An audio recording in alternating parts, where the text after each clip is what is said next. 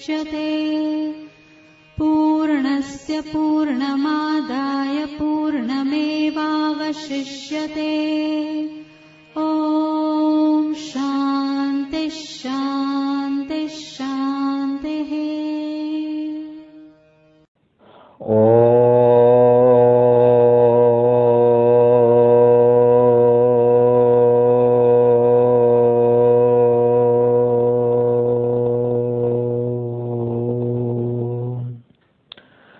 पार्थाय प्रतिबोधितं भगवता नारायणेन स्वयं व्यासेन ग्रथितं पुराणमुनिना मध्ये महाभारतम्। अद्वैतामृतवर्षिणीं भगवती अष्टादशाध्यायिनी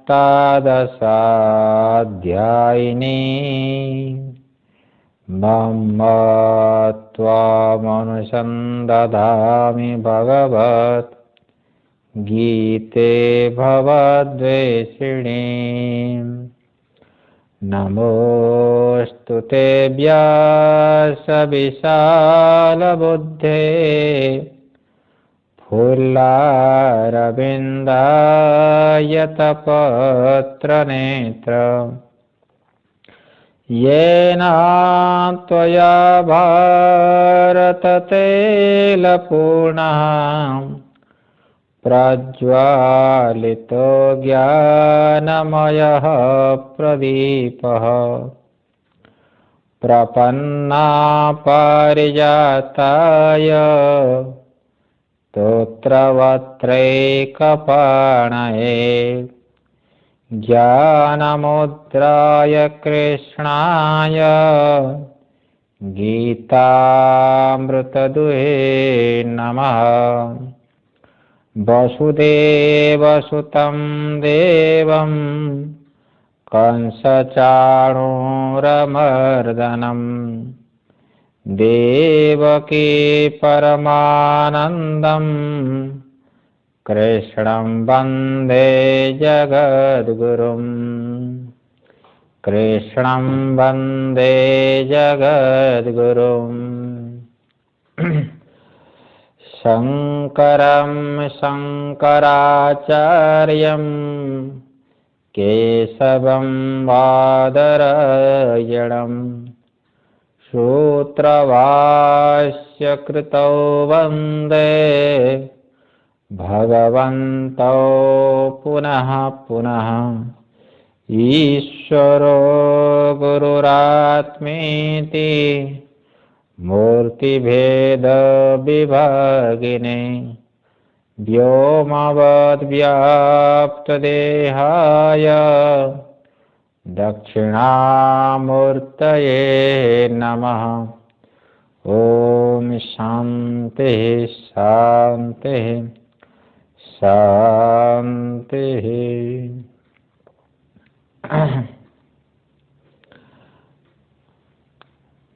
परमात्मा की असीम कृपा है। गीता चिंतन माला के संदर्भ में श्रीमद् भगवद गीता के कर्मयोग के ऊपर कुछ विचार कर रहे हैं। तो न कर्मणा मनारंभा नैष्कर्म्यम पुरुष स्नुते न च संन्यासनादेव सिद्धिम समधि गच्छति। तो अर्जुन के मन में ये प्रश्न था, तो कर्मणा बध्यते जंतुर, कर्म से व्यक्ति बंध जाता है। तो कर्म जब बंधन का हेतु है, बंधन में डालने वाला कर्म है, तो मुझे आप ऐसे घोर कर्म में क्यों प्रवृत्त करा रहे हैं? तो मैं संन्यास पूर्वक ज्ञान निष्ठा में अधिकारी क्यों नहीं हो सकता है? मैं कर्म तो छोड़ दूं तो क्या हर्ज है? तो इसका उत्तर देने के लिए भगवान ने ये श्लोक कहा, चौथा मंत्र है। तो कर्म का अनुष्ठान प्रारंभ करने मात्र से न, ये कर्म का अनुष्ठान यदि न करे तो निष्क्रिय आत्मा स्वरूप में कोई स्थिति नहीं हो सकता। तो कर्म का त्याग करने मात्र से परम पुरुषार्थ की प्राप्ति नहीं हो सकती। इसलिए भगवान भाष्यकार ने कहा, शंकराचार्य, यह जन्मनि जन्मांतरे वा, ऐसा कहा, इस जन्म में हो चाहे पूर्व जन्म में हो, कर्म तो करना ही पड़ेगा। कर्म से भागने से नहीं होगा। कर्म को किए बिना, निष्काम कर्म का अनुष्ठान किए बिना, कर्म का अभ्यास किए बिना ये चरम फल जो मोक्ष है ये प्राप्त नहीं हो सकता। तो क्योंकि शरीर में देह अभिमान है तो कर्म तो करेगा ही करेगा। इसलिए जो शरीर में अभिमान करता है वही तो जीव है। तो जीव जो अज्ञानी है, जो शरीर में अभ्यास करता है, तो शरीर में आज आप अभ्यास करते हो तो शरीर का जो धर्म है, शरीर तो त्रिगुणात्मक है। ये सांख्य योग आदि विचार आया, जो त्रिगुणात्मक पदार्थ होगा उसमें कोई ना कोई क्रिया तो होगी। तो क्रियाशील जो शरीर है, क्रियाशील शरीर के साथ यदि आप अभ्यास करते हो तो शरीर का क्रियारूपी धर्म तो आत्मा में आएगा ही आएगा।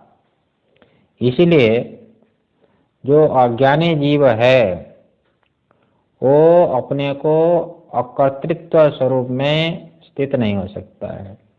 निष्कर्म्य कहा, संन्यास की स्थिति की प्राप्ति जो है, ज्ञान निष्ठा जो है, ज्ञान जो है निष्ठा, महाभारत में ये बात आई, ज्ञानम उत्पद्यते पुंसाम क्षयात् पापस्य कर्मणः यथा दर्शतल प्रख्ये पश्यतात्मानमात्मनि।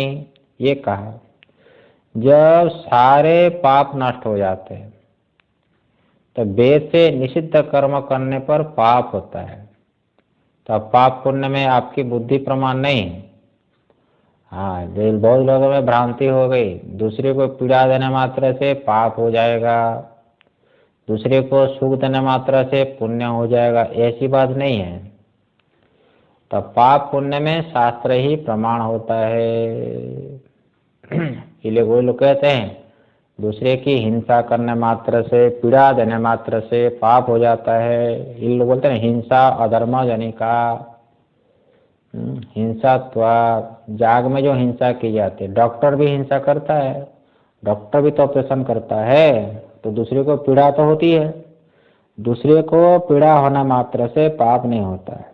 तो माँ भी थप्पड़ लगा देती है, माँ भी जब थप्पड़ लगाती है, क्या उससे पाप होता है क्या?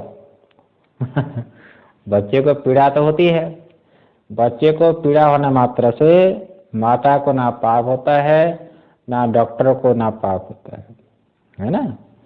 इसलिए शास्त्र है, शास्त्र जिसको करने के लिए कहता है वो होता है पुण्य। वेद प्रतिपाद्य प्रयोजनवत अर्थो धर्मः। और वेद जिसको निषेध करने के लिए कहता है, नहीं करने के लिए कहता है, उसको यदि करेगा तो क्या होगा? पाप होता है। ये सारे जो पाप कर्म होते हैं, ये पाप कर्म जब नष्ट हो जाते हैं तभी ज्ञान उत्पन्न होता है, नहीं तो ज्ञान उत्पन्न होता नहीं है। इसलिए निष्काम कर्म को किए बिना ज्ञान निष्ठा की प्राप्ति हो जाएगी, ये आशा ना करो। जो ब्रह्मचर्य से ही विवेक वैराग्य से संपन्न होकर के ज्ञान साधना में लगे रहते हैं, तो वहां पर अनुमान करना पड़ता है कि पूर्व जन्मों में इसने कर्म का अनुष्ठान किया है। समझ में ना? यही लोग शंका करते हैं, तो रमण महर्षि है, उसने कुछ किया नहीं, ज्ञान कैसे हो गया? ऐसा नहीं समझना है। तो ये अनुमान करता है, इस जन्म में यदि नहीं हुआ है तो पूर्व जन्म में हुआ है वो। चाहे इस जन्म में करे या पूर्व जन्म में कर चुका हो, हर हालात में किसी ना किसी जो है कर्म तो किया ही किया है। कर्म किए बिना ज्ञान की योग्यता ये साधन में नहीं आ सकती, ये सच्चाई है, यह निश्चित है। ये तो कर्म शून्यता का अर्थ जो निष्कर्म कहा ना, नैष्कर्म्यम पुरुषो न अश्नुते, कर्मणाम अनारंभाम नैष्कर्म्यम पुरुषो न अश्नुते। तो यहाँ पर जो निष्कर्म्य कहा, कर्म न करना, ये कर्म निष्कर्म्य अर्थ नहीं। तो साधारण तो यही लगता है कि कर्म नहीं करने को कहते हैं, ऐसी बात नहीं। मैं अकर्ता हूँ, मेरे में किसी प्रकार की क्रिया है ही नहीं, ये सब शरीर का धर्म है, ऐसा जो निश्चय है, ऐसा जो निश्चय है उसको बोलते हैं नैष्कर्म्या। जब तक लगे कि मैं, लोगों में भ्रांति हो जाती है, मैं चाहूँ तो कुछ भी कर सकता हूँ, लेकिन मैं नहीं करता हूँ, करना नहीं चाहता हूँ, इसका नाम निष्कर्म नहीं होता है ना। भगवान आगे स्पष्ट करेंगे, मेरा स्वरूप अकर्ता है, मेरे में कोई भी कर्म नहीं होता है, समझ में ना, तब उसको निष्कर्म्य कहा जाएगा। तो ऐसा होता है। तो इसके ऊपर ब्रह्मसूत्र में भगवान व्यास ने बड़ा दृष्टांत दिया। उन्होंने कहा कि जो तक्षा होता है, तक्षा जो तक्षा होता है बढ़ई, लकड़ी का काम करता है, तो तक्षा की तरह आत्मा में कर्तृत्व स्वाभाविक नहीं, औपाधिक होता है। ये कर्तृत्व भोक्तृत्व आत्मा में वास्तविक धर्म नहीं होता है। जैसे मान लीजिए लकड़ी का कोई काम करने वाला हो, तो उसमें जैसे कर्तृत्व वो स्वाभाविक नहीं होता है, औपाधिक होता है। तक्षा कहते हैं बढ़ई को। तो तुमने बढ़े को बुलाया किसी काम के लिए, तो तुमने कहा कि ये जो है वो कुर्सी बना दो, टेबल बना दो, तो वो कहता है कि ठीक है मैं कल आऊँगा, हाँ अभी मेरे पास औजार नहीं है, औजार लेकर के आऊँगा, तब आपकी जो टेबल कुर्सी बना दूंगा मैं। अरे तुम बोलते हो कि अरे बड़े ही, तुम औजार क्यों करते हो, औजार के द्वारा, औजार के बिना ही बना दो। तो क्या वो बना सकता है? इसका मतलब औजार यदि हो तब जा करके उसको बढ़ाई कहा जाएगा, अन्यथा नहीं, नहीं तो कुछ नहीं कर सकता हो। इस प्रकार भगवान भी जो बनाता है ना जगत को, उनके पास भी औजार है। वो कौन है औजार? माया। मायाम तो प्रकृतिम विद्याद माइनम तो महेश्वरम, श्वेताशतर में कहा गया। इसलिए माया रूपी औजार को लेकर के परमात्मा जगत का करता है कि नहीं? इस प्रकार शरीर रूपी उपाधि को लेकर के आप करता होगे कि नहीं? चक्षु रूपी उपाधि को लेकर के आप देखने वाले हो, हाँ, रसनेन्द्रिय को लेकर के आप खाने वाले हो। ऐसे है, उपाधि के बिना आत्मा में कर्तृत्व नहीं होता है। ऐसा होता है। ये जरा समझ करके आत्मा के बारे में भी ऐसे ही समझ लो, है ना। जैसे औजारों के बिना बढ़े कुछ नहीं कर सकता है, इसी प्रकार से इंद्रिय मन बुद्धि उपाधि के बिना आत्मा कुछ नहीं कर सकता है। तो ये उपाधि जब नहीं है तो आत्मा अकर्ता है। ऐसे आत्मा जो है निष्कर्म्य आत्मा, जो असंग स्वरूप आत्मा है, जिसमें कर्तृत्व भोक्तृत्व कुछ भी नहीं है, ऐसे कर्तृत्व भोक्तृत्व से रहित आत्मा के स्वरूप का दृढ़ साक्षात्कार ही नैष्कर्म्य है।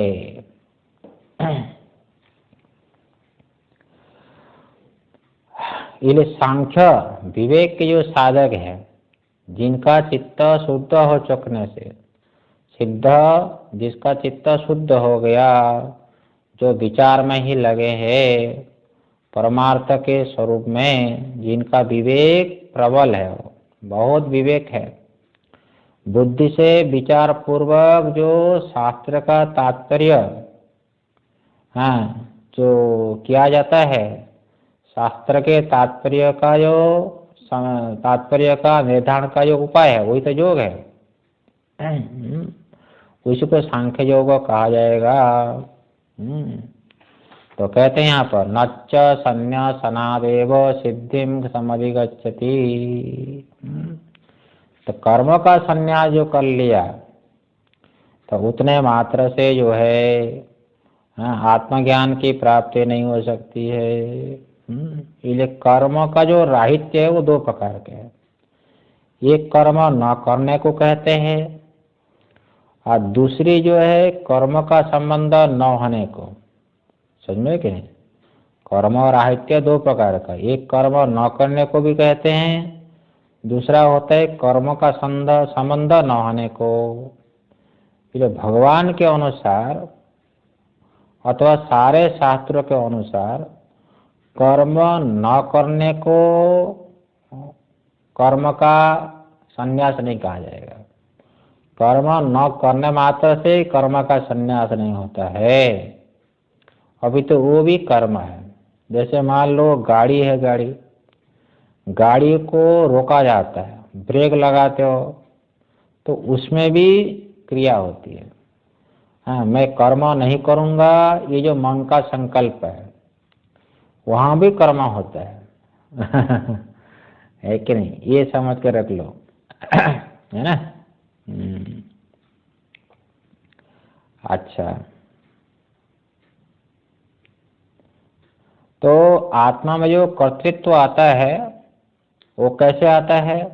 वो स्वभाव से नहीं, वो उपाधि का संबंध को लेकर के कर्तृत्व आता है ना? हाँ। यद्यपि प्रकृति और पुरुष अलग अलग है, यद्यपि आत्मा और शरीर अलग अलग है, फिर भी जो आत्मा का तादात्म्य अध्यास हो जाता है तब शरीर का धर्म अपने में आता है। मान लीजिए अहंकार के साथ अध्यास हो गया तो अहंकार के साथ सबसे पहले अध्यास होता है, अहम के साथ सबसे पहले अध्यास होता है। तेषाम एकम मूलम प्रथम विकारी भवति अहंकार, ऐसा अन्यत्र कहा गया। तेषाम एकम मूलम प्रथम विकारो भवति अहंकार। सबसे पहले आत्मा का अध्यास अहंकार के साथ होता है, उसके बाद बाकी के साथ अभी अध्यास होता है। जैसे मान लो चुंबक होता है, चुंबक के साथ कोई मोटी कील लटका दो तो मोटी कील लटक जाएगी। उस मोटी कील के साथ और एक सुई लटका दो, वहाँ वो भी लटक जाएगी। ये उसके पीछे और लटका दो, लेकिन चुंबक के कारण जो बड़ी कील में जो चुंबकपना आया है कि नहीं, तो चुंबक के कारण बड़ी कील में जो चुंबकपना आया वो चुंबकपना स्वाभाविक नहीं होता है, अभी तो चुंबक के संबंध से वो मोटी कील में चुंबकपना जैसे आती है। इसी प्रकार अहंकार है तो जड़, फिर भी अहंकार में आत्मा का संबंध होने से, आत्मा का अध्यास होने से आत्मा का जो धर्म है चैतन्य वो अहंकार में दिखता है, और वही चैतन्य से युक्त, चैतन्य चिदाभास से युक्त जो अहंकार है, उस अहंकार का संबंध इंद्रिय में होने से इंद्रिय चेतन की तरह दिखती है। उस चिदाभास से युक्त इंद्रिय का संबंध स्थूल शरीर में होने से स्थूल शरीर भी चेतन की तरह दिखता है। ये जरा समझ करके रखना चाहिए। तो यहाँ पर जब तक तुम्हारे अंतःकरण में कर्तृत्व अभिमान है, जब अपने को कर्ता भोक्ता मान रहे हो, तब तक तुम कर्म का त्याग नहीं कर सकते। कर्म तो करना ही पड़ता है निष्काम भाव से। तो निष्काम कर्म किए बिना तुम्हारा अंतःकरण शुद्ध नहीं होगा। जब तुम्हारा अंतःकरण शुद्ध नहीं होगा तो श्रवण मनन निध्यासन, है ना, ये तुम नहीं कर सकते। ये क्रम को समझना पड़ता है। जब तुम चित्त को शुद्ध नहीं करोगे तो विवेक तुमको नहीं हो सकता है। क्या नित्य है क्या अनित्य है ये तुमको विवेक नहीं होगा। ये क्रम बता रहे हैं देखो। पहले निष्काम भाव से कर्म करना पड़ता है। तमेवं आत्मानं है तम एतम आत्मानं यज्ञेन दानेन तपसा अनासिकेन। श्रुति बोलती है वर्णाश्रम धर्मेण तपसा हरितोषणात् साधनं च प्रभवेत् पुंसां वैराग्यादि चतुष्टयम्। जो तुमको वर्ण के अनुसार, जो तुमको आश्रम के अनुसार शास्त्र ने जो विधान किया है ये तुम्हारा कर्म है। तो उसको जब तक तुम नहीं करोगे तो ईश्वर प्रसन्न नहीं होता है। भगवान ने कहा श्रुति स्मृति मोयवाग्ये यस्तु उल्लंघ वर्तते आज्ञोच्छेदी मम द्वेषे स न मद भक्त न मद प्रिय। भगवान के साक्षात आज्ञा है, श्रुति है, भगवान के साक्षात आज्ञा है, स्मृति है ना। इसलिए उस भगवान की आज्ञा का जो उल्लंघन करता है, शास्त्र निषिद्ध कर्म करता है, वो भगवान कहते हैं वो मेरा ही द्वेष करता है, ना वो मेरा भक्त होगा ना मेरे लिए प्रिय है। इसलिए शास्त्र की आज्ञा, महापुरुष की आज्ञा वही भगवान की आज्ञा है। भगवान की आज्ञा के अनुसार जो हमको कर्म प्राप्त हुआ है उसको तो करना ही पड़ता है। हाँ, तो उसको करने से चित्त शुद्ध होता है। चित्त शुद्ध होने से आप संसार को पढ़ सकते हो, क्या नित्य है क्या अनित्य है। संसार में दोष है, दोष आपको दिखाई देगा तो संसार में आपको दोष दिखाई देगा तो संसार के प्रति आपका क्या होगा, वैराग्य हो जाएगा। जब तक संसार से आपका वैराग्य न हो तब आत्मा की जिज्ञासा आपको नहीं हो सकती। अर्थात ब्रह्म जिज्ञासा ब्रह्म सूत्रकार कहते हैं व्यास जी। इसलिए निष्काम कर्म तो चाहिए। जब परमात्मा के स्वरूप को जानने की इच्छा हो जाए, जिज्ञासा हो जाए, संसार से जब वैराग्य हो जाए तब आपको कर्म करने की आवश्यकता नहीं। कर्म छोड़ सकते हो आप, कर्म छोड़ सकते हैं, कर्म अपने आप छूट जाता है। इसलिए जो है 18वें अध्याय में तो वहां पर कहेंगे कि परम निष्कर्म सिद्धि की प्राप्ति कहेंगे संन्यास से। तो यहाँ पर ऐसा नहीं, तो यहाँ पर तो कहते हैं कि कर्म तो करना ही पड़ेगा, कर्म तो करना ही पड़ेगा। बहुत बार लोग प्रश्न करते हैं नारायण, आत्मा तो अकर्ता है तो उसका दोष क्यों? आत्मा में जो कर्तृत्व है ही नहीं तो उसका फिर दोष क्यों हो रहा है? क्योंकि मैं अकर्ता हूं तो मेरा दोष क्यों होगा? तुम्हारा दोष सबसे बड़ा क्या है? तुम अकर्तापना किस में देख रहे हो? तुम शरीर में देख रहे हो।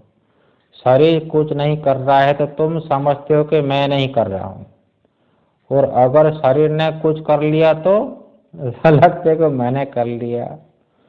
तो अकर्ता भाव का तो मतलब ये हुआ कि मैं करता हूँ ही नहीं। शरीर करो या ना करो उस आत्मा में कोई फर्क नहीं पड़ता है। इस अध्यास दोष के कारण तुम सब पर दोष चढ़ देते हो।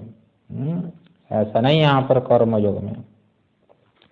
इसलिए तो निष्काम कर्मयोग पूर्वक यदि आप ज्ञान निष्ठा को प्राप्त करते हो तो सारा मूल दोष जो है, कर्तृत्व भोक्तृत्व जो है वो हट जाएगा।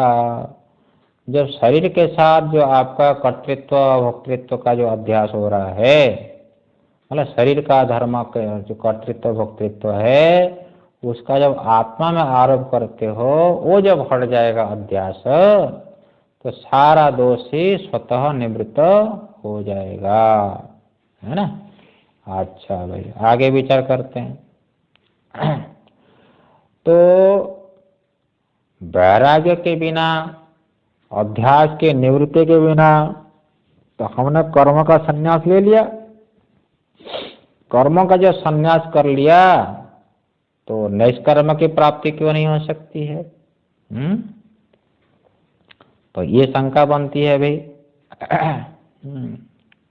तो योगाभ्यास हम करेंगे तो समाधि की प्राप्ति हो जाएगी, तो समाधि की प्राप्ति हो जाएगी तो निष्कर्म की सिद्धि हो जाएगी, क्यों नहीं होगी?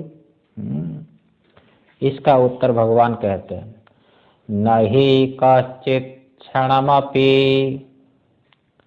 नहीं कश्चित् क्षणमपि जातो तिष्ठत् कर्मकृत् कार्यते ह्यवशः कर्म सर्वः प्रकृतिजैर्गुणैः, सर्वः प्रकृतिजैर्गुणैः। ओम। तो अब जो है पंचम मंत्र में थोड़ा विचार कर रहे हैं। तो केवल कर्म का त्याग कर देने मात्र से निष्कर्म की प्राप्ति नहीं हो सकती है। जो कुछ कहता है कि मैं कुछ नहीं करता हूँ, शरीर में अध्यास है, वास्तविक वो करता नहीं, वो करता ही है। नहीं कश्चित् क्षणमपि जातो तिष्ठत्य कर्मकृत् कार्यते यह अवश्य कर्म सर्व प्रकृतिजैर गुणे।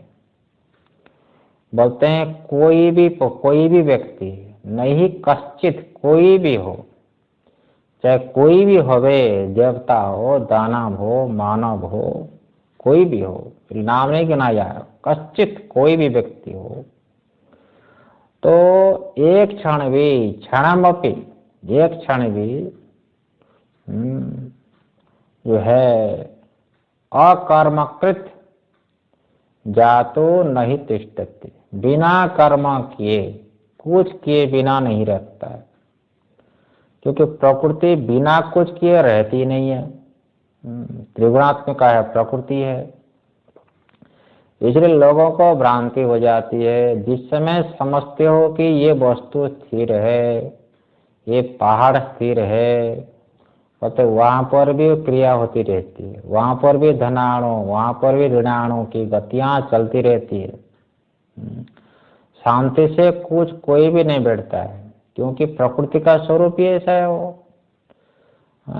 प्रकृति का स्वरूप ही ऐसा है। जब तुम कहते हो कि शरीर कुछ नहीं कर रहा है, मैं बैठा हूँ, कुछ नहीं कर रहा हूँ, तो वहां पर भी वो कार्य होता रहता है। तब भी वहां पर खून तो दौड़ रहा है कि नहीं दौड़ रहा है? तो वहां पर जो नसों में खून दौड़ रहा है, तो मच्छर काटता है तो थप्पड़ मार देते हो कि नहीं?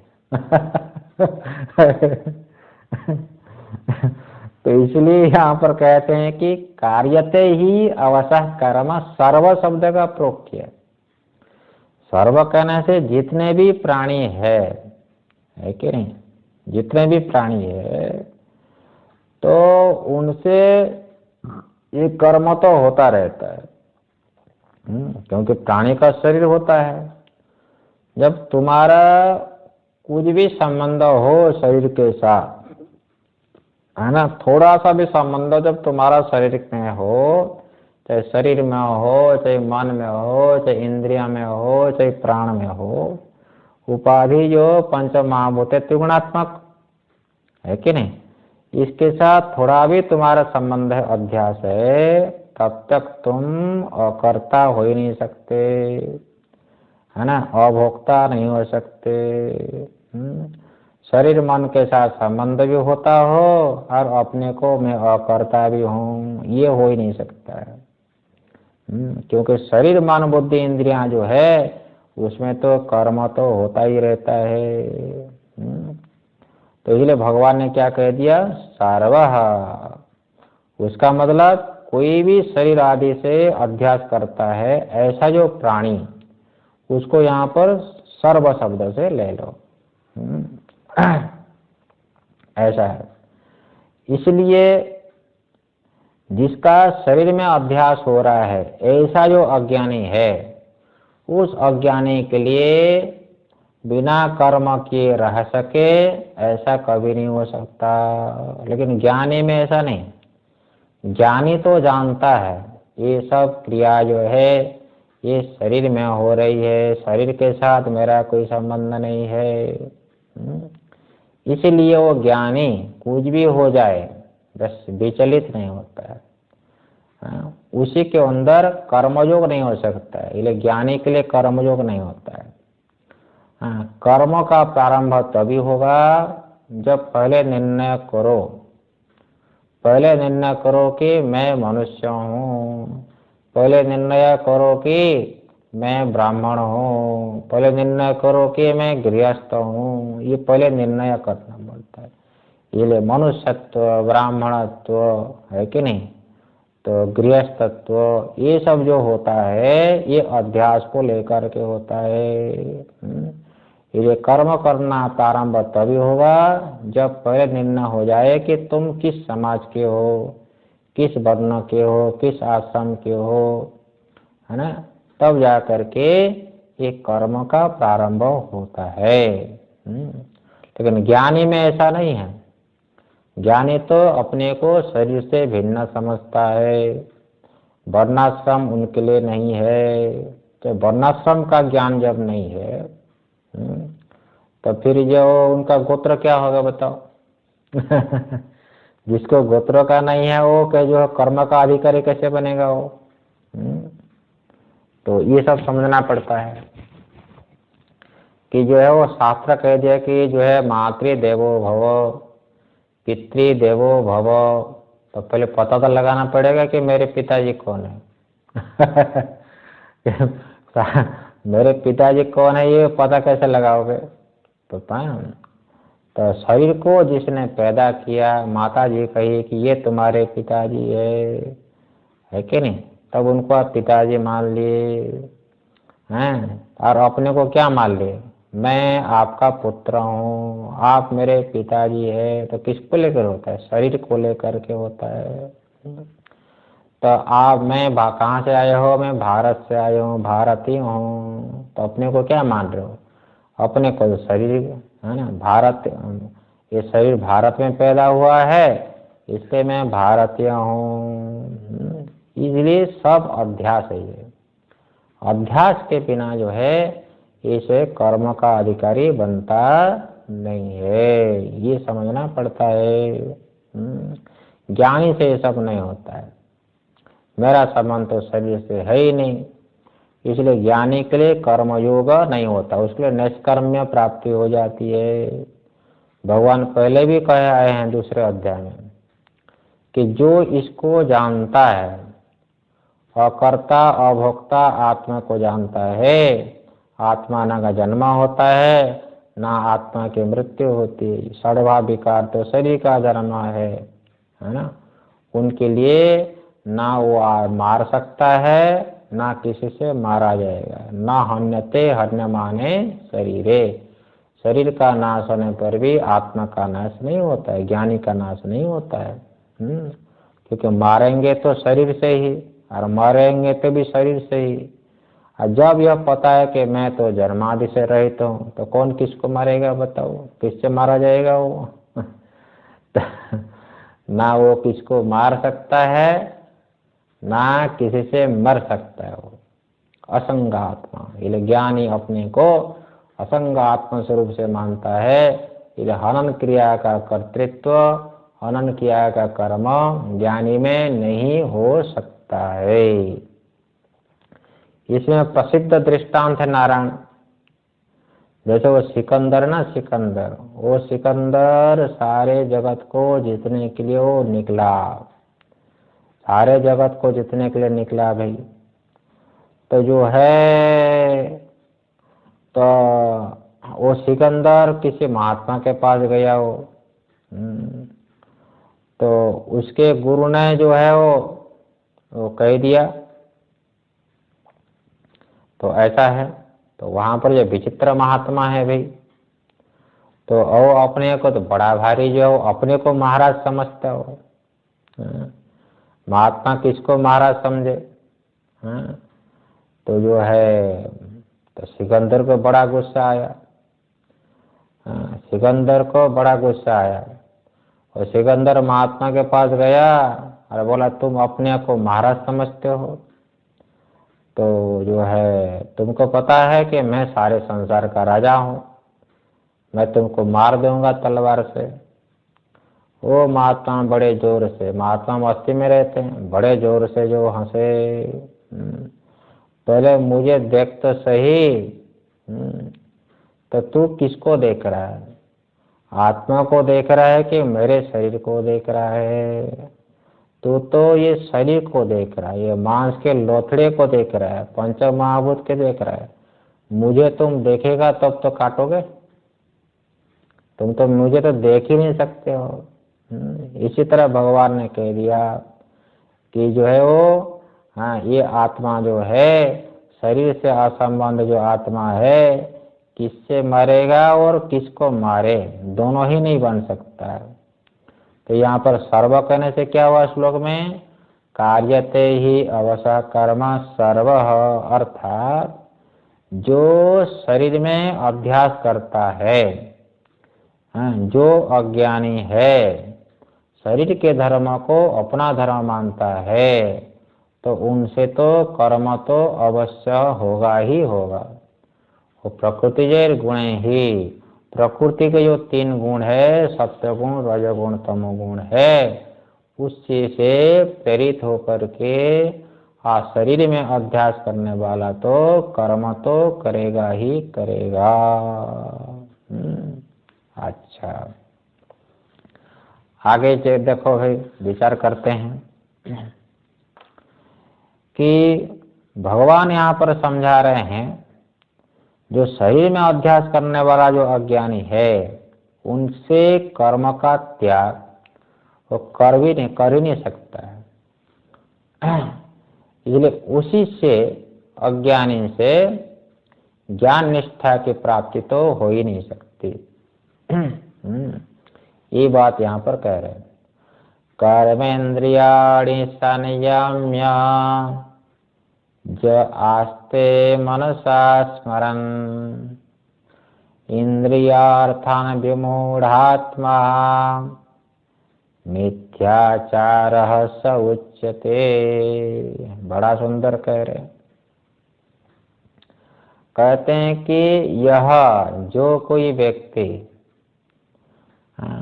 कर्मेंद्रियाणि संयम्य, ये कर्मेंद्रिय है, कर्मेंद्रिय, ज्ञान इंद्रिय ये है ना, और मन यही तो इंद्रिय है। लेकिन कर्मेंद्रिय से होने वाला जो कर्म है उसको छोड़ दिया, वो नहीं करता, वो बंद कर दिया, आंख बंद कर दिया वो। ये कह रहे हैं, देखो यहाँ पर विचारणीय है। जो अपने आत्म स्वरूप को नहीं जान सका, ऐसा जो अज्ञानी ही, तो वो क्या करता है? ये जो शरीर है, स्थूल शरीर है, कर्मेंद्रिया है, यही तो कर्म का साधन समझता है। चाहे अपने शरीर को संयम कर लो, रोक लो, बैठ जाओ, तो क्या होगा? मैं हाथ को रोके हुए हूँ, मैं पैर को रोके हुआ हूँ, उन्हीं का स्मरण करेगा। जो रोक कर बैठा हुआ है, जब इंद्रियों को सोचेगा तब इंद्रियों के विषयों को भी सोचेगा वो। उधर मेरा मन न जावे, उधर मेरी आंख न जावे, उधर मेरे पैर न जावे, इंद्रियों को रोक कर बैठेगा कि नहीं? तो जब इंद्रियों को रोक कर बैठेगा तो इंद्रियों का भी उसे ख्याल रखना पड़ेगा, कहीं जाए नहीं, और इंद्रियों के विषय के बारे में भी सोचना पड़ेगा। यदि वह कर्मयोग का अभ्यास करता तो रात दिन ये सोचता नहीं रहता, कर्म में लग जाता हो। कई लोगों ने हमें यही बात कही कि महाराज जी, जब हम ध्यान करने बैठते हैं तब दुनिया में जैसा मन होता है ऐसे रसोई बनाने में लग जाते हैं तो नहीं दौड़ता हो, है ना। ये है बड़ा सेंस। अच्छा, ऐसे व्यक्ति कर्मयोग का अभ्यास क्यों नहीं कर सकता, है ना। तो बोलते हैं विमूढ़ होने के कारण, विमूढ़ होने के कारण।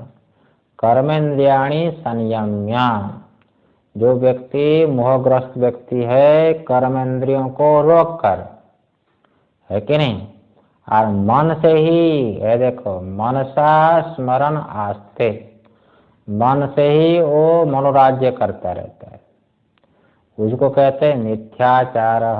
ये देखो इंद्रियार्थान, इंद्रियों के विषय को मन से सोच लेता है और बोलता है कि मैं कुछ नहीं कह रहा हूँ, वो तो मूढ़ात्मा ही कहा जाएगा। मूढ़ होने के कारण, अपनी मूर्खता के कारण, अपने मोह के कारण, है ना, तो यही सोचता है। ऐसा जो मूढ़ात्मा है उसको शास्त्रों में मिथ्याचारी कहा जाता है, वो ढोंगी कहा जाता है। मन से करते हुए और शरीर से मैं नहीं करने वाला हूँ, शरीर से करोगे तो शास्त्रोक्त कर्म करोगे, है कि नहीं, शास्त्रीय कर्म करोगे, लेकिन मन से सोचोगे तो चाहे कुछ भी सोचते रहो, कुछ भी सोचते रहो। जैसे मान लो कोई चीज खाने की इच्छा तुम्हारे मन में हुई तो खाने जाओगे, तब तो शास्त्र याद आएगा कि क्या है, जो है ये शास्त्रीय है कि नहीं है, सात्विक है कि नहीं है, इसलिए गलत खाने से बचोगे।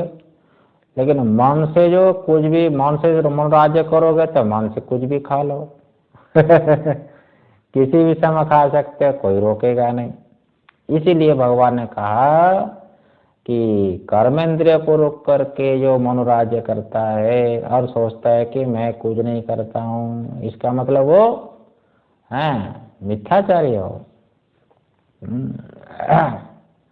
मिथ्या का मतलब क्या होता है, जो चीज जैसी है उसे वैसे ना देखो, बस इसी का नाम क्या है, मिथ्या है। मान लीजिए रहस्य है, मंदा अंधकार है, आप सर्प समझ रहे हो, ये सांप को क्या कहते हैं, मिथ्या। मिथ्या का मतलब जो चीज जैसी दिखती है ऐसी ना दिखे, उसको कहते हैं मिथ्या, है ना। इसी प्रकार ये व्यक्ति तो बड़ा तपस्वी है कोई व्यक्ति मतलब कांटे पर पड़ा है, वो जोगी लोग कांटे के सज्जा ऊपर पड़ा हुआ है, भयंकर गर्मी पड़ रही है, पंचाग्नि तप रहा है, हाँ, उसको लोग क्या समझते, तपस्वी। वास्तविक तपस्वी वो नहीं है वो तो एक खेल दिखाने वाला आ गया, उसको बोलते हैं बहुरूपिया था वो, हैं। तो राजा को जो है बहुत खेल दिखलाए, राजा देखता रहा, राजा को बड़ा अच्छा लगा वो। लेकिन कोई खेल को बार बार दिखाओगे, बार बार दिखाओगे, है ना, तो जो है कब तक देखेगा वो, अच्छा नहीं लगता है वो। तो एक दिन राजा ने कहा, अरे भाई तुम जादूकर, अच्छा एक खेल दिखाओ। उसी खेल को बार बार दिखाते हो। तो उसने कहा कि महाराज उसके लिए समझ चाहिए, उसके लिए क्या चाहिए, समझ चाहिए, है कि नहीं। तो ठीक है महाराज। तो बहुत दिन के बाद वो जो है वो जादू दिखाने वाला, वो बहुरूपिया जो है वो जो आ गया, एक महात्मा बनकर आ गया, वो महात्मा बनकर आ गया। और वो राजमहल के जो पास, तो जो वहां पर रहा, एकदम कुटिया बना लिया, वो कुटिया बना कर लिया और बड़े जो है वो तपस्या का ढोंग करने लगा वो, है कि नहीं। तो राजनगर के बहुत सारे लोग जो है उनको दर्शन करने के लिए गए, वो लाइन लग गई महाराज, लाइन लग गई। और वो जो राजा को पता लगा वो, तो बोले वो सोचेगा हम भी दर्शन करने लगे, हम भी दर्शन करने जाएं। राजा भी गया, रानी भी गई, दोनों गए वहां पर दर्शन करने के लिए। हाँ, वहां पर भी रोक दिया उन लोगों को, अब नहीं दर्शन करने देना है, और थोड़ा रुको। राजा को भी जो है वो रोक दिया। राजा रानी जब गए महात्मा की आज्ञा से तो बड़े प्रसन्न हो गए, महाराज बड़ी कृपा है। और रानी जो है, हाँ, अलंकार लेकर गई थी, और अलंकार को जो दिया साधु को, साधु अलंकार को ना वो धूनी में फेंक दिया है। तो मेरे को तुम धम दिखाते हो, मेरे को तो धम दिखाते हो। तो बड़े गुस्सा हो गया, बड़े गुस्सा हो गए। तो राजा रानी बहुत माफी मांगे। जब वापस जा रहे थे और महात्मा बोले, महाराज मेरी इनाम दे दो। अरे कौन सा इनाम? और सब खोल दिया, बस सारा पोशाक खोल दिया, मैं वही बहुरूपिया हूँ, ये देखो। बड़े तपस्वी का अभिनय तो कर ही रहा था, है कि नहीं? तो हेल महात्मा नहीं था वो, महात्मा न होने पर भी महात्मा की तरह दिखता है। इसको बोलते हैं क्या? मिथ्या। इसको कहते हैं मिथ्याचार। तो तात्पर्य समझ लो, यह जो कोई व्यक्ति कर्मेंद्रियाणि संयम्य, कर्मेंद्रिय को रोक करके, है ना, तो है मनसा इंद्रियार्थान स्मरण, इंद्रियों के विषय को मनोराज्य करता है, मन से सोचता रहता है, और वो कहता है कि मैं कुछ नहीं कर रहा हूँ, उसको कहा जाएगा मिथ्याचार। उसको कहते हैं मिथ्याचारी। हाँ, इसका नाम होता है मिथ्याचारी। इसलिए आप जो है विचार कर रहे हैं, देखो, जो केवल कर्म का त्याग करने से मोक्ष हो जाएगा कहता है, वो वास्तविक मोक्ष नहीं होता है। मोक्ष का कारण तो ज्ञान ही होता है, और ज्ञान के लिए साधन मन होता है। और जब मन शुद्ध नहीं होगा तो हाँ, ये परमात्मा का साक्षात्कार नहीं हो सकता। ये वास्तविकता है, क्योंकि परमात्मा जो है शब्द स्पर्श रूप रस गंध से रहित है। इसलिए आंख कान नाक जीव ये जो हमारी इंद्रियां है, इस ज्ञान इंद्रिय के द्वारा परमात्मा का दर्शन नहीं होता है। तो लेकिन परमात्मा जानने का साधन तो मन ही है। इसलिए मन जब शुद्ध नहीं है कि नहीं? मन जब शुद्ध नहीं है तो परमात्मा का साक्षात्कार कैसे होगा, है ना? मन में कोई दोष तो होता है, मन में यदि कोई दोष ना होता तो अब तक तो परमात्मा का साक्षात्कार हो जाना चाहिए। और मन का दोष क्या है? मन का दोष होता है कामना। मन का असली दोष तो राग द्वेष है, मन का असली दोष तो कामना है। इसीलिए मन में जो कामना आदि दोष है तो वस्तु वास्तविक जैसी है ऐसी कहीं नहीं दिखाई देती है। जैसे मान लीजिए चक्षु है, चक्षु में यदि आपको पीलिया रोग हो गया तो सारा जगत आपको पीला पीला पीला दिखाई देगा, और शंख साफ चलने पर भी आपको पीला दिखाई देगा। ठीक इसी प्रकार से मन में यदि आपका राग द्वेष है कि नहीं, परमात्मा का स्वरूप जैसा है ऐसा स्वरूप आपको दर्शन नहीं हो सकता है यद्यपि वेदांत का श्रवण करते हो। इसलिए मन को शुद्ध करने के लिए कामना की शुद्धि चाहिए। और कामना की शुद्धि कैसे हो? कामना कर्म के हिसाब से होती है कि नहीं?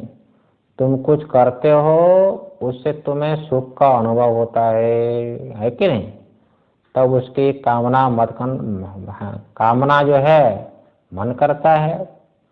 शराब की नशा जिसको लग गई, हाँ, उस शराब की नशा जो है लत लग जाती है, उसको छुड़ाने के लिए एक दवाई देते हैं। तो जैसे जिसे लेने के बाद व्यक्ति जो है ना, जैसे ही शराब पिएगा वैसे उल्टी हो जाएगी। जब कई दिनों तक यह होता है तो धीरे धीरे क्या हो जाता है, मन जो है वो शराब से उड़ जाता है, क्योंकि उससे दुख का अनुभव होता है।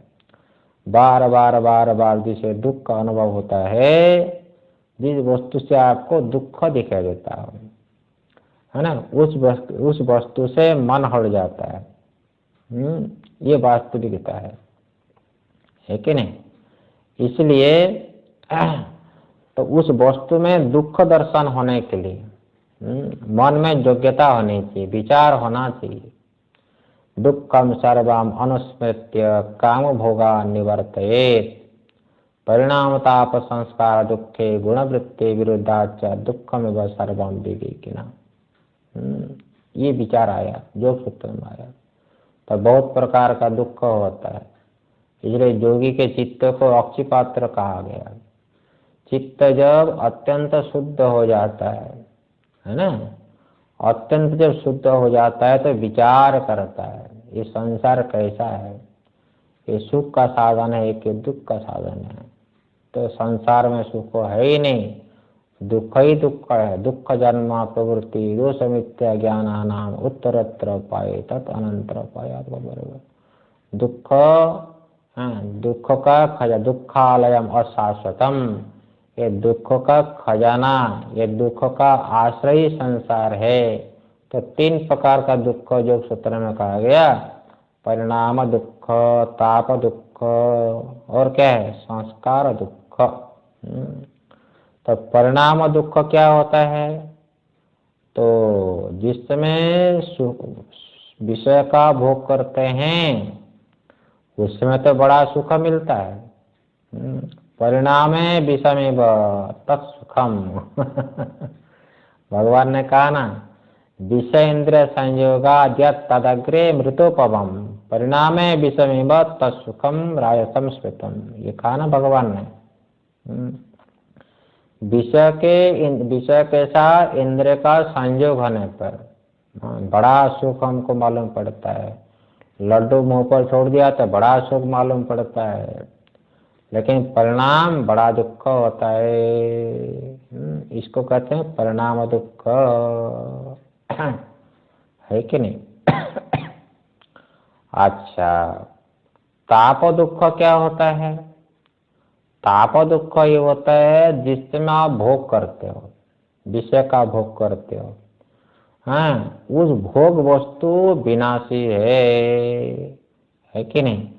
तो उसको समझ करके बड़ा दुख होता है। आपको धन मिल गया तो उसमें आपको दुख हो जाता है, उसी समय दुख हो जाता है। और मान लो ऐसे समझ लो, आप मान लीजिए 2 लड्डू खा रहे हो, बगल वाले को भी 2 लड्डू मिल गया, है कि नहीं? ईर्ष्या हो जाती है। देखो मुझे 2 लड्डू मिला, इसको भी 2 लड्डू मिला। देखो आप भी खाओ, उसको भी खिलाने दो ना। लेकिन नहीं, भोग करते समय भी आपको दुख हो रहा है। इसको बोलते हैं जो है क्या, ताप दुख है। ताप दुख होते है, ठीक है ना भाई? अथवा आपको धन मिल गया और धन को कोई चुरा तो नहीं ले जाएगा, ये भय का दुख हो जाता है। भय के कारण जो है दुख हो जाता है कि नहीं? ऐसा होता है। धन मिल गया, कोई नष्ट ना हो जाए, है ना, उसका दुख होता है। कोई चोर का भय हो जाता है, ये होता है। तो विनाश के भय से यह दुख होता है। भोग की अपूर्णता से भी, भोग करते समय भी दुख होता है। ये होता है ताप दुख। विनाश के भय से दुख, ताप दुख। और एक संस्कार दुख होता है, योग सूत्र में आया। संस्कार दुख क्या है? जिस वस्तु से आपको सुख मिला था, समझे कि नहीं? जिस वस्तु से आपको सुख मिला था वो वस्तु बिछड़ गई, किसी प्रारब्ध से बिछड़ गई। जरा समझ कर रख लो। जो पत्नी आपको सुख दे रही है, जो पुत्र आपको सुख दे रहा है, उसका जो वियोग हो जाता है, किसी निमित्त से वियोग हो जाता है, बाद में जो उसका स्मरण होगा, बड़ा दुख होता है, बहुत दुखदायी होता है। इसको कहते हैं संस्कार दुख। जिस वस्तु का भोगजन्य जो संस्कार हुआ, वो संस्कार आगे स्मरण कराता। अनुभवजन्य स्मृति हेतु भावना, भावनार्थ जो संस्कार है आगे दुख का हेतु बनता है कि नहीं। इसलिए सुख भी दुख है। नैयायिक लोग ये मानते ना, एक विंशति दुखदंत, 21 प्रकार का दुख है। 21 प्रकार के दुख के ध्वंस को मोक्ष कहते हैं। तुम 21 प्रकार दुख में सुख भी आ गया है कि नहीं। दुख तो दुख है ही, लेकिन दुख के हेतु को भी सुख कोटि में तार्किक लोग मानते हैं। तो दुख का हेतु क्या है? देखो, ये ज्ञानेन्द्रिय 5 हो गए, 6 चक्षुरादि 5 और मन 6 हो गए ना। ये 6 इंद्रिय से हमको दुख होता है, और विषय से भी दुख होता है। 6 इंद्रियों का विषय और विषय से होने वाला ज्ञान, 6 18 हो गए। और जो है शरीर भी होता है, और सुख भी होता है। जिस वस्तु से हमको सुख हो रहा है वही आगे दुख का कारण बनता है कि नहीं। तो ये बात यहाँ पर कहते हैं। हो गया ना। इसलिए साधक को क्या करना चाहिए? तो विषय का ग्रहण तो करें, परंतु विषय के प्रति इच्छा ना रहे। इसलिए कुछ करना पड़ेगा। क्या करना पड़ेगा? निष्काम कर्म करना पड़ेगा। कर्म तो तुम करते हो, उससे मन शुद्ध नहीं हो रहा है। तब मन के शुद्धि के लिए निष्काम कर्मयोग होता है। इसलिए कर्मयोग के द्वारा जब तुम प्रवृत्त होगे, तो मन शुद्ध होगा। और कर्मयोग के इस वैशिष्ट्य को यहाँ पर स्पष्ट करके भगवान कह रहे हैं। निष्काम कर्म तो करना ही पड़ता है, चाहे इस जन्म में हो चाहे पूर्व जन्म में हो। निष्काम कर्म के बिना मन शुद्ध होता नहीं है। ये वास्तविकता है। यस्त्वेन्द्रियाणि मनसा नियम्यारभतेर्जुन कर्मेन्द्रियैः कर्मयोग न सक्ता स विशेष्यते। ये 7 नंबर श्लोक में कहा, हे अर्जुन, जो मन से इंद्रियों पर नियंत्रण कर लेता है ना। तो ये यहाँ पर तू का यस्तु, एक बात समाप्त करके दूसरी बात शुरू करते हैं। इसको समझाने के लिए तू बोलते हैं। इसके पहले बताता है कि जो कर्मेंद्रिय को रोकता है परंतु मन की इच्छा को नहीं छोड़ पाता है, उसको क्या बोल दिया था? मिथ्याचारी कहा था। तो उसकी बात यहाँ पर चर्चा नहीं, उसे विलक्षण यहाँ पर निष्काम कर्मयों की चर्चा है। अधिकारी की अब चर्चा करते हैं। वह कैसा है कि जो कहते हैं कि मनसा नियम्य इंद्रियाणि, मन के द्वारा जो इंद्रियों को नियंत्रण करता है।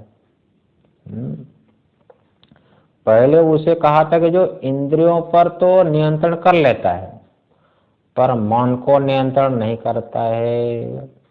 लेकिन इससे ही उल्टा कह रहे हैं भगवान। जो मन को इंद्रियों से ऊपर रखता है, अर्थात मन से इंद्रियों पर शासन करता है कि नहीं। हम लोगों की कठिनाई यही है। हम वही कर्म तो करते हैं जो मन करने को कहता है, तो मन के हिसाब से कर्म करते हैं। तो करना क्या है? नियमन करना है। तो नियमन कैसे करोगे? शास्त्र के अंदर जो कर्म करने को कहता है, जो हमको गुरु आदेश देता है, ये तुमको करना है।